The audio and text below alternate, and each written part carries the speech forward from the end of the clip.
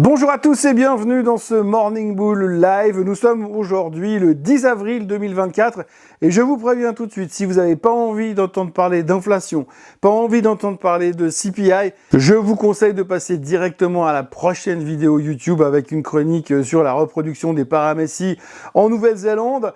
Mais en tous les cas, ne regardez pas cette vidéo parce qu'on va parler principalement de CPI et d'inflation, et puis un peu d'inflation et de CPI. Par contre, n'oubliez quand même pas de vous abonner à la chaîne Swissquote en français, de liker cette vidéo et de revenir demain parce que peut-être on en parlera un peu moins d'inflation. On parlera d'une autre inflation, du PPI, des prix à la production. Mais aujourd'hui, c'est la journée du CPI.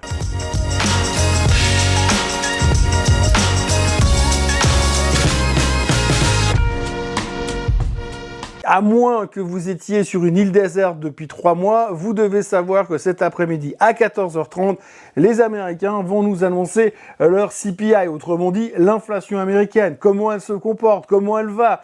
Alors pour la petite histoire, je rappelle quand même que c'est monté en décembre, c'est monté en janvier, c'est monté en février. Est-ce que ça va monter en mars? Le suspense est insoutenable, surtout que l'on sait que le pétrole est monté depuis quasiment 6 semaines, en tout cas très très fort ces 6 dernières semaines. Un résultat, assez logiquement, on peut imaginer que l'inflation va encore monter un tout petit peu. Alors ça pose problème, parce que finalement, ça fait quand même 4 mois qu'on nous dit oui, mais c'est juste un blip temporaire sur l'écran radar. Ça ne devrait pas remettre en question les décisions de la Fed. Les décisions de la Fed qui sont, je le rappelle, de baisser les taux au mois de juin, normalement. Oui, parce qu'ils nous ont déjà dit depuis le mois d'octobre l'année passée que c'est à cause de ça qu'il fallait acheter le marché parce que les taux allaient baisser.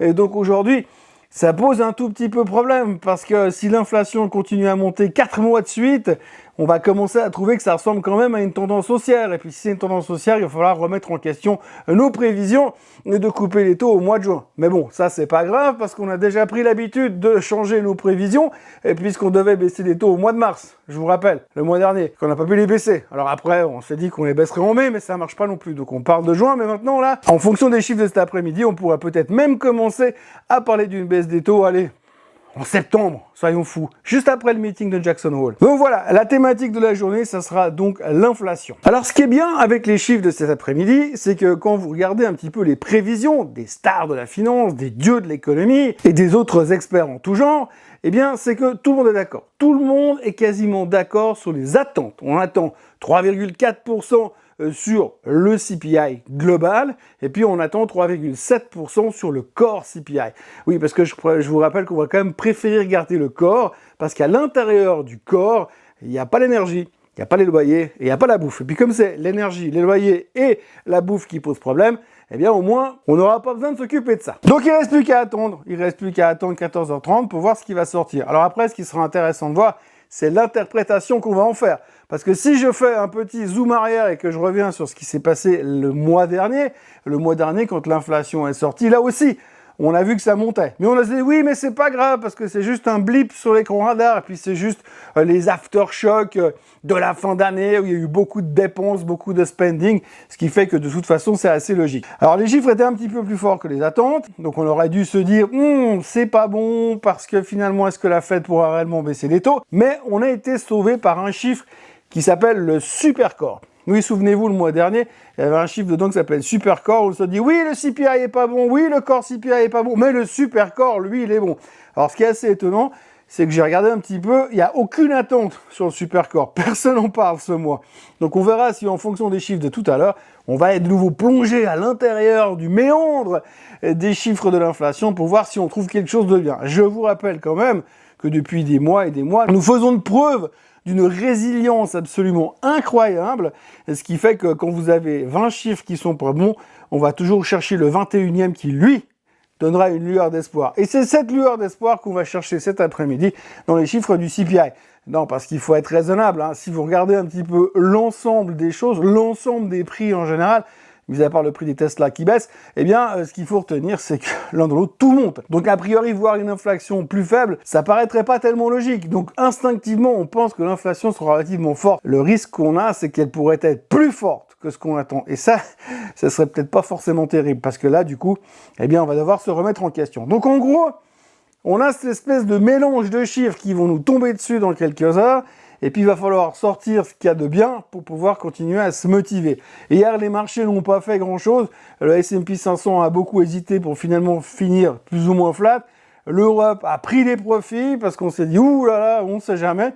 Pourtant, l'Europe, c'est une chose encore un petit peu différente parce que quand on regarde les chiffres économiques pour l'instant, on voit qu'il y a vraiment un ralentissement de l'inflation, apparemment en Europe, à moins qu'on nous mente. Mais il y a vraiment un ralentissement de l'inflation en Europe, et ce qui fait qu'a priori, de plus en plus de gens sont en train de se dire peut-être que la BCE va baisser les taux, elle, en juin, avec une probabilité bien plus élevée que celle de la Fed. D'ailleurs, si vous regardez, il y a plusieurs fonds américains qui ont déclaré que récemment, ils étaient en train d'acheter des bons du Trésor en Europe, en Allemagne, en France, en Italie, en Espagne, mais pas aux États-Unis. Parce qu'ils pensent que l'économie n'est pas tout à fait dans la même direction en Europe qu'elle n'est aux États-Unis. De là à dire que l'économie européenne va mieux dans le sens de l'espoir de baisse des taux, c'est encore autre chose. Mais pour l'instant, en tous les cas, on voit qu'il y a une espèce de switch en disant l'Europe, ils sont peut-être mieux placés pour se battre contre l'inflation. Allez savoir, ça va se confirmer. Chose est-il que si l'Europe venait à baisser les taux avant les Américains, au mois de juin, pour autant que les Américains les décalent au mois de septembre, ce serait marrant parce qu'on sait que c'est au début du cycle, quand on commence à baisser les taux, que finalement les marchés qui l'avaient anticipé commencent à baisser. Donc on verra si tout d'un coup vous avez une accélération à la baisse de l'Europe, et les États-Unis qui vont tenir parce qu'ils auront toujours l'espoir de voir la baisse des taux arriver. Finalement, c'est l'espoir, peut-être, qui fait monter le marché plutôt que la réalité. Enfin, toujours est-il que j'ai beaucoup parlé sur l'inflation, mais ce sera le sujet de cet après-midi, et on aura encore le temps d'en reparler demain matin, bien sûr. Donc, je vous rappelle, 3,4% pour le CPI, 3,7% pour le core CPI, et pour ce qui est du supercore, on verra. Si ça nous arrange, on en reparlera. Si ça nous arrange pas, on n'en reparlera pas. En plus du CPI, bien sûr qu'il y aura d'autres chiffres, qu'il y aura les minutes du FOMC Meeting qui seront publiées plus tard dans la journée.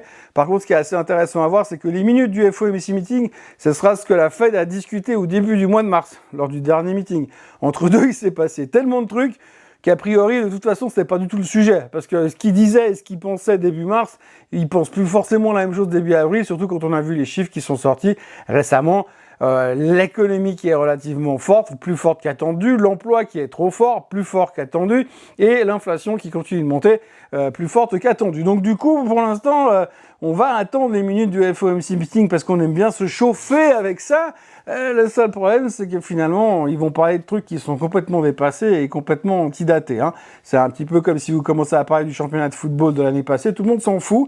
Et ce qui est intéressant, c'est ce qui se passe en ce moment. Mais bref, on va quand même les regarder, ces minutes du FOMC Meeting, parce que on sait pas comment fonctionner autrement. On aime tellement les décortiquer et en tirer des conclusions qui, 9 fois sur 10, sont de toute façon à côté de la plaque, qu'on va quand même les observer. Donc voilà, aujourd'hui c'est une journée macro. On notera quand même un petit sujet micro qui vaut la peine d'être abordé, et c'est le sujet de Nvidia. Alors vous verrez sur Nvidia, comme vous le voyez sur le graphique d'ailleurs, que Nvidia, depuis quelques temps, c'est un petit peu moins drôle. Le 25 mars, on a fait un plus haut historique sur Nvidia. Aujourd'hui, on est 11,8% plus bas que ce plus haut historique. Ce qui veut dire, dans la théorie de la finance mondiale, que quand vous êtes en baisse de 10% par rapport au plus haut relatif, ça veut dire que vous êtes dans une phase de correction. Attention, pas d'un bear market, le bear market rentrera en cause à partir des moins 20%, mais pour une correction. Nous sommes dans une zone de correction pour Nvidia, et ça s'est un petit peu accentué hier, tout simplement parce que Intel a présenté sa nouvelle chips, sa nouvelle puce électronique pour l'intelligence artificielle, qui est, semble-t-il, plus rapide, qui consomme moins d'énergie, et qui est mieux que la puce de Nvidia équivalente. Résultat, on se rend compte soudainement, grosse surprise, que la concurrence ne s'est pas arrêtée il y a 2 ans en arrière, mais qui viennent quand même avec des produits qui, à la fin, pourraient quand même remettre en question l'hégémonie du géant vert Nvidia. Ho, ho, ho.